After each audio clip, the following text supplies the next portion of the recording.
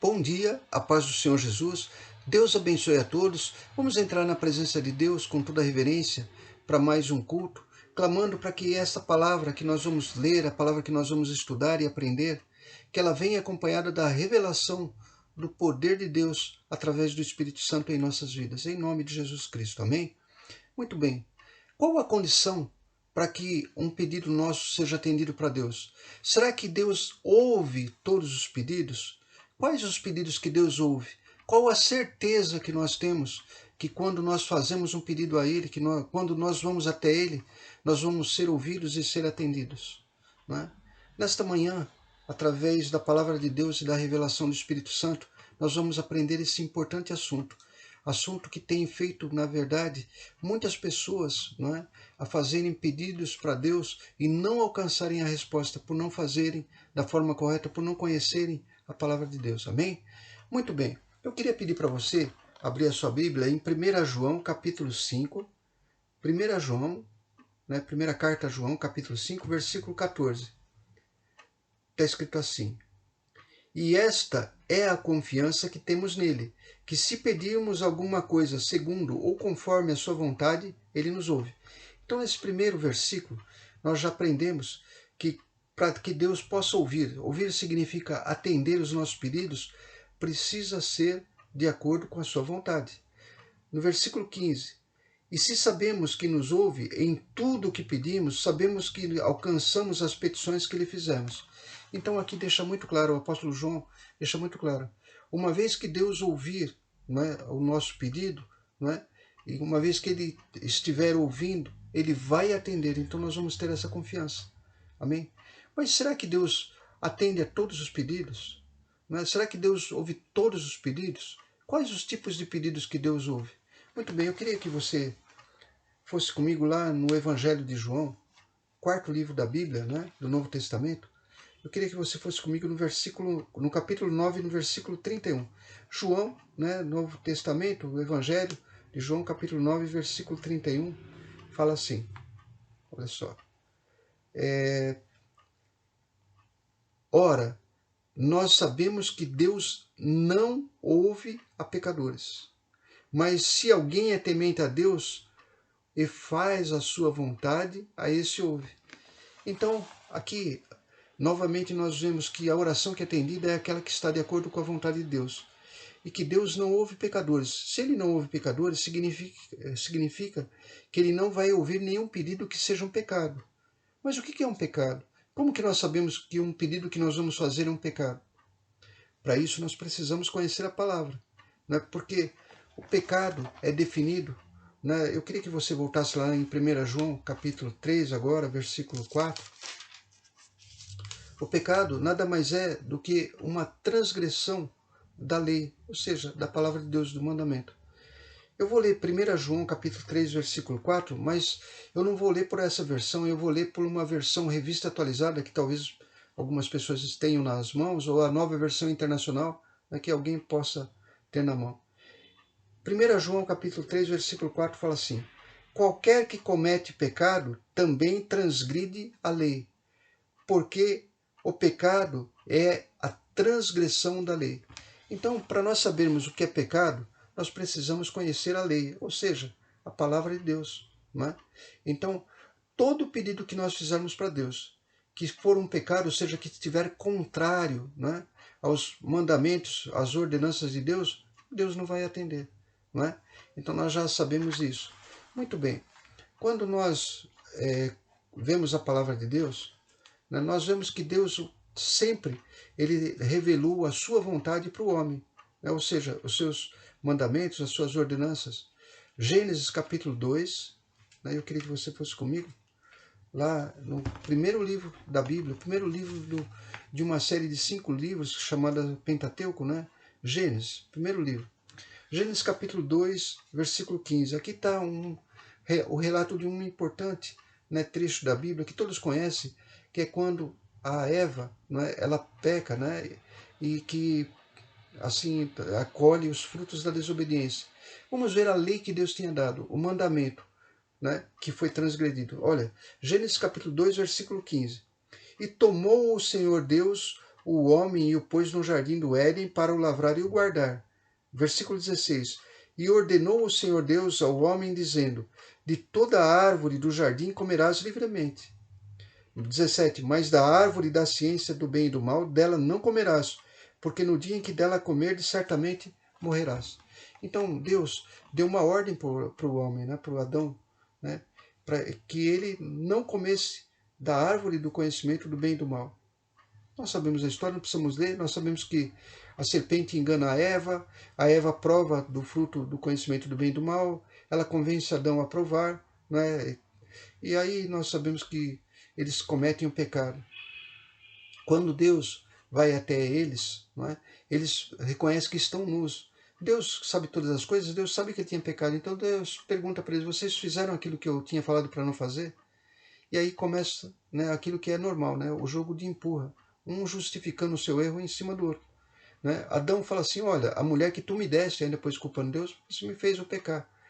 A Eva, né, fala assim: olha, eu fiz isso porque a serpente me induziu, me tentou, né, me enganou. Mas isso não impediu que todos eles colhessem, né, o fruto da sua desobediência, do seu pecado. Mais para frente, né, Deus ele vai falar, né, de uma forma toda especial com o homem e vai pedir para ele, né, trazer em 2 tábuas de pedra os mandamentos de Deus, a vontade expressa de Deus. Isso aconteceu, né, se você for um pouquinho mais para frente, no livro de Êxodo, né, dentro do próprio Pentateuco, né, Êxodo capítulo 20, você vai ver que tem aqui, né, os 10 mandamentos, né, eu não vou ler todos, mas é quando Deus, com os seus próprios dedos, escreve em 2 tábuas de pedra os seus mandamentos, ou seja, as suas ordenanças, ou seja, a vontade de Deus revelada para o homem. E caberia o homem escolher cumprir, ou seja, fazer a vontade de Deus, ou descumprir, ou seja, praticar o pecado. Relembrando os 10 mandamentos, os 5 primeiros se referem ao relacionamento do homem com o Pai, né, com Deus, com o Criador. Então, tá, o primeiro mandamento: não terás outros deuses diante de mim. Então não se precisa perguntar isso. Deus já deixou claro: não terá outros deuses. Não farás imagem de escultura, né? Não tomarás o nome de Deus em vão. Guardarás um dia, né, o 7º dia, né, o Shabá. Shabá significa descanso. Né? Na verdade, significa não que Deus se canse, mas o dia em que Deus para, o dia que, é como se Deus estivesse sentado, ou seja, parado, para que isso servisse de exemplo para nós, que 6 dias nós devemos trabalhar. 6 na Bíblia é o número do homem, mas no 7, né, no 7º dia, então ele deveria santificar esse dia, ou seja, consagrar esse dia à comunhão com Deus. Né? No 5º mandamento é honra teu pai e tua mãe, né, que é o primeiro mandamento com promessa, não é? Aí vem os mandamentos que diz respeito aos próximos, ao nosso próximo. Então, o 6º mandamento é não matarás. O 7º, não adulterarás. O 8º, não furtarás. O 9º, não darás testemunho falso, né? Ou não testemunhará falsamente, falará mentiras. E o 10º, não cobiçarás a mulher do próximo, né? Ou qualquer outra coisa do próximo. Aqui está, então, escrita por Deus as vontades de Deus para serem cumpridas nas nossas vidas.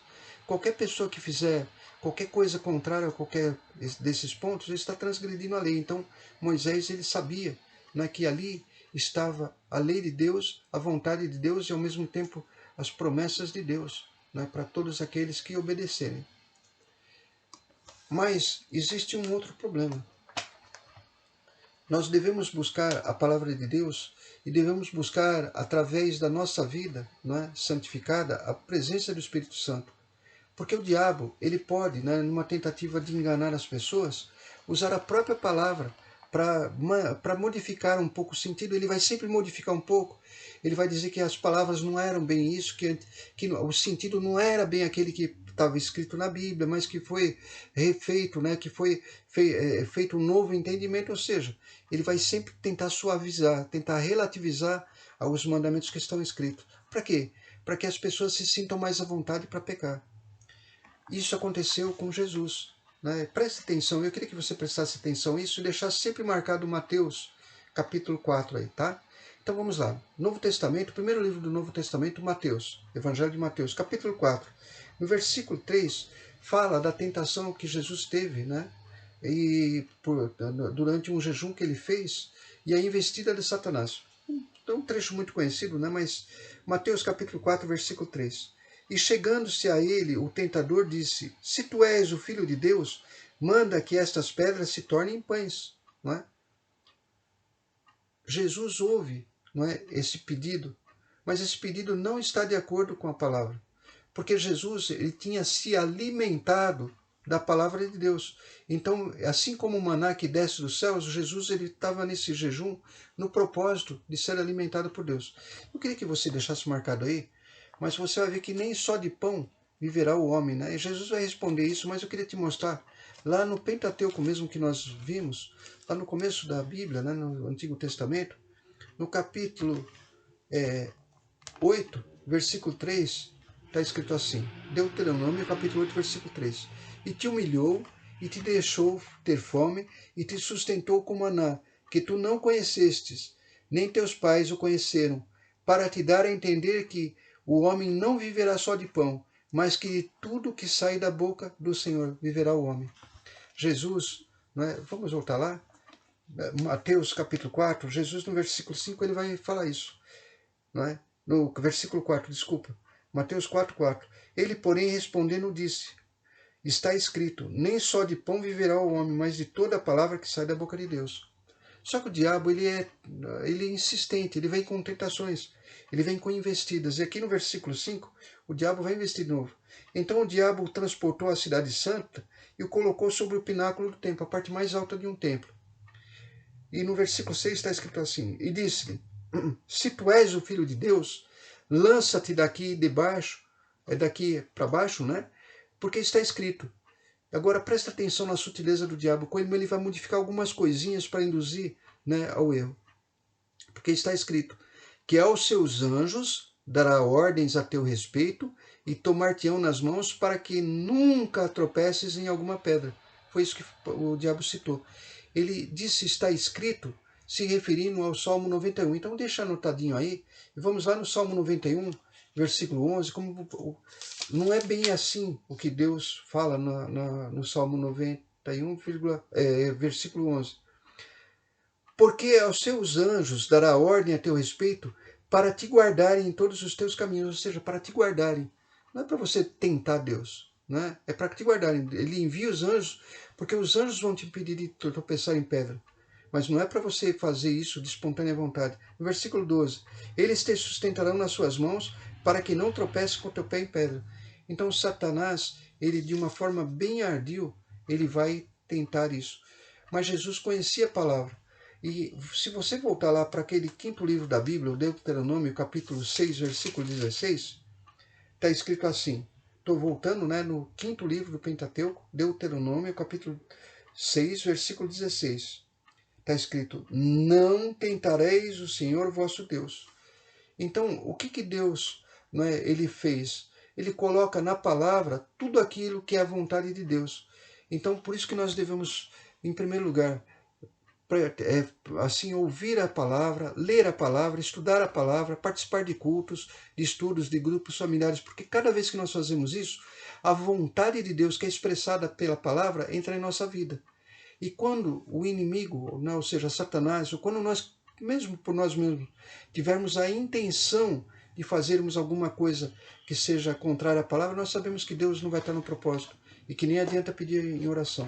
Vamos voltar lá em Mateus capítulo 4, versículo 4, para encerrar. Jesus, no versículo 7, está escrito assim, disse-lhe Jesus, também está escrito, não tentarás o Senhor teu Deus. Versículo que nós acabamos de ler. Nesta manhã, fica muito simples e fácil entender quais as orações que são atendidas, quais os pedidos que chegam até Deus, que Ele ouve e atende. São aqueles pedidos que estão de acordo com a vontade de Deus. A vontade de Deus ela está expressa na palavra de Deus, nas escrituras sagradas, nas ordenanças, nos mandamentos de Deus. Deus não atende pecadores, não atende pecado, né, pedidos que sejam pecados. Por exemplo, você não vai pedir para Deus fazer uma oração para que ele mate uma pessoa, né? Para que ele possa. Você não vai fazer uma oração falando assim: olha, meu filho vai entrar na escola, eu preciso furtar um pacote de sulfite lá da empresa que eu trabalho. Ó Deus, permita que ninguém perceba. Isso é um pedido que não vai ser atendido nunca. É contrário às leis de Deus. Você não vai conhecer uma moça, um rapaz e falar assim: olha, eu quero que essa pessoa seja, não é, a minha esposa, mas ela é casada, ela já tem um compromisso. Isso é contrário, não é? Isso é um adultério. Não é? Você não vai cobiçar uma pessoa que seja, né, casada. Por quê? Porque isso é contrário à palavra de Deus. Então, você nem precisa pedir uma oração desse tipo, porque ela não vai ser atendida. Porque ela é uma transgressão da lei, é um pecado. Quem vai ouvir a sua oração e vai fazer de tudo para atender é o diabo, Satanás. Porque ele sim, ele tem interesse, assim como ele teve com Jesus, de promover o engano, de fazer com que as pessoas que não buscam a palavra, que não têm o Espírito Santo dentro do seu coração, que não se dedicam a sua vida a buscar a palavra, que eles possam ser enganados e assim tentar se justificar dos seus erros. Vamos fazer uma oração então? Senhor Deus e Pai, em nome de Jesus, nós queremos te agradecer pela tua palavra. Obrigado porque a tua palavra nos ensina, meu Pai, que todas as orações que nós fazemos, elas serão atendidas se estiverem de acordo com a tua vontade. Porque só as orações que estão de acordo com a tua vontade, ou seja, aquelas que não transgridem os seus mandamentos, não é? Essas o Senhor ouve. Pai querido, que essa mensagem e essa palavra chegue com poder e autoridade para todas as vidas que estiverem buscando resposta para as tuas orações, respostas para os seus pedidos. É o que nós te pedimos e te agradecemos. E você que crê, diga amém e graças a Deus. Deus abençoe a todos. Né? Um bom domingo. Lembrando que todos os domingos, às 10 horas da manhã, a igreja, né, de Ribeirão Pires, ela tem os cultos presenciais com toda a segurança. Eu queria convidar você a participar.